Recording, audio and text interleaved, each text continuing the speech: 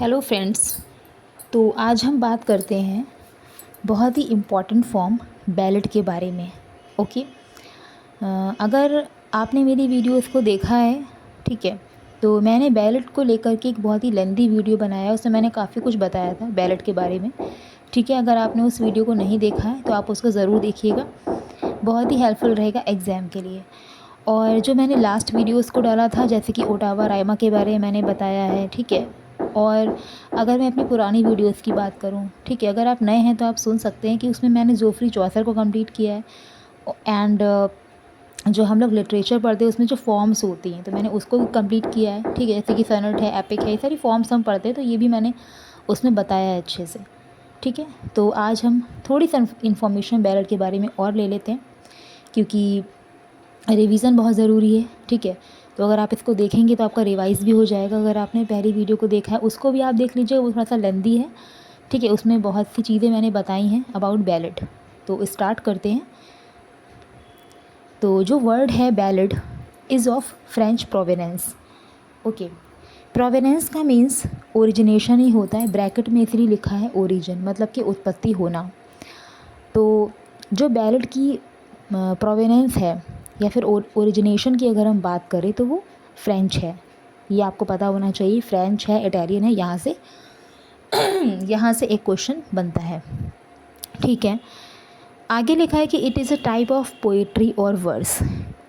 Poetry means कविता और verse माने भी कविता, दोनों के मीन्स कविता ही होता है। It is a type of poetry और verse which was used in dance songs.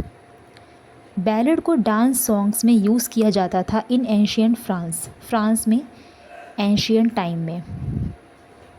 Okay. तो बैलेड को यूज़ किया जाता था डांस सॉन्ग्स के रूप में एंशियंट फ्रांस में।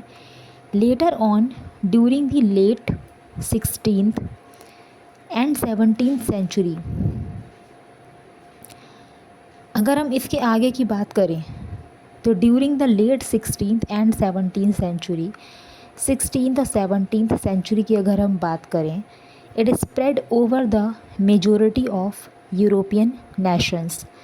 तो ये स्प्रेड हो गया था, ये फैल गया था यूरोपियन नेशंस में, ठीक है।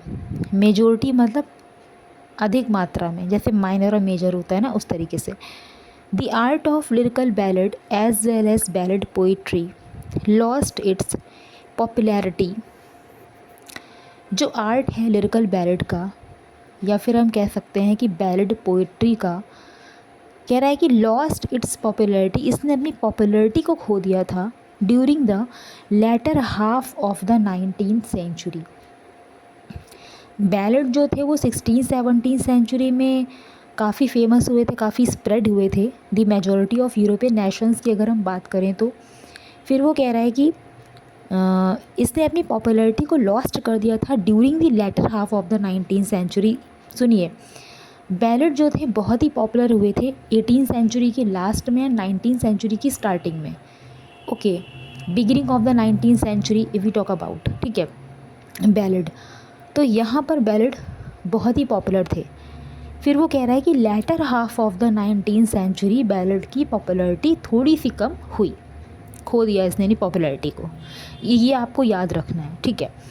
The ballad is probably the simplest form.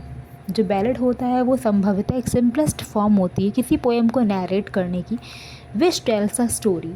अब जहाँ पे नैरेशन की बात हो रही है, नैरेट की बात हो रही है, वहाँ पे स्टोरी तो होगी। Which tells a story in simple and colloquial language. Colloquial language means जो आम बोलचाल की भाषा हम यूज़ करते हैं कि स्टोरी को सुनाते हैं, ठीक है, तो उसको हम कॉलोक्वल लैंग्वेज कहते हैं। Ballad is a short story in verse. Ballad जो होता है वो एक शॉर्ट स्टोरी होता है वर्स में, ठीक है। आगे की तरफ देखते हैं, सम अदर फैक्ट्स को जानते हैं। ओके।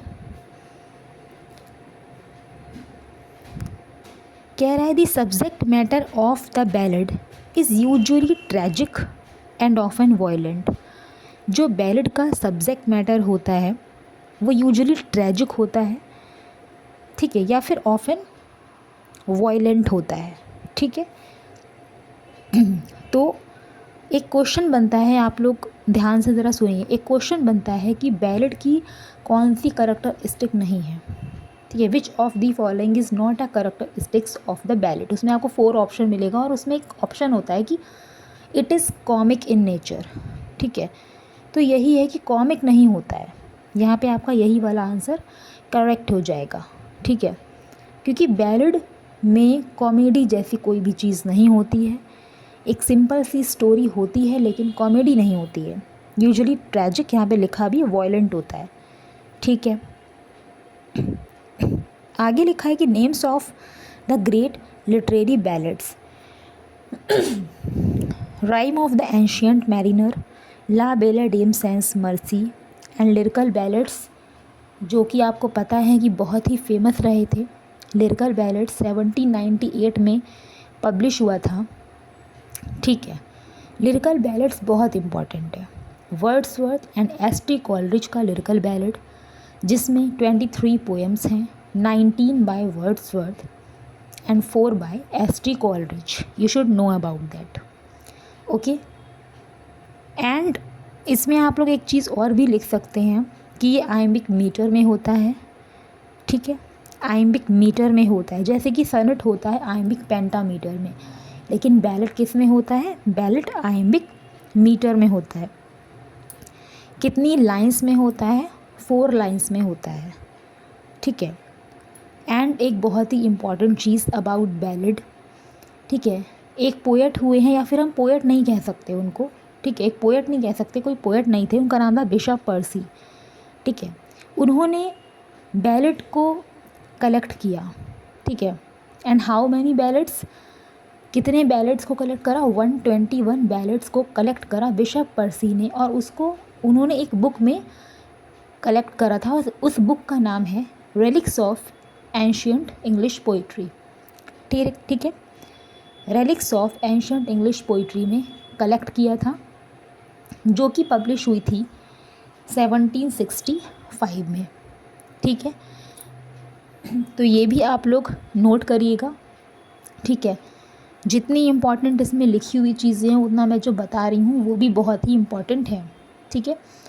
तो हम पोएट नहीं कह सकते उन्हें, लेकिन हाँ उन्होंने बैलेट को लेकर काफ़ी अच्छा मतलब कलेक्शन किया है, और उसको उन्होंने 1765 में इस बुक को इन्होंने कंप्लीट कर दिया था, मतलब पब्लिश कर दिया था। पब्लिश हुआ था 1765 में, जिसमें 121 बैलेट्स हैं।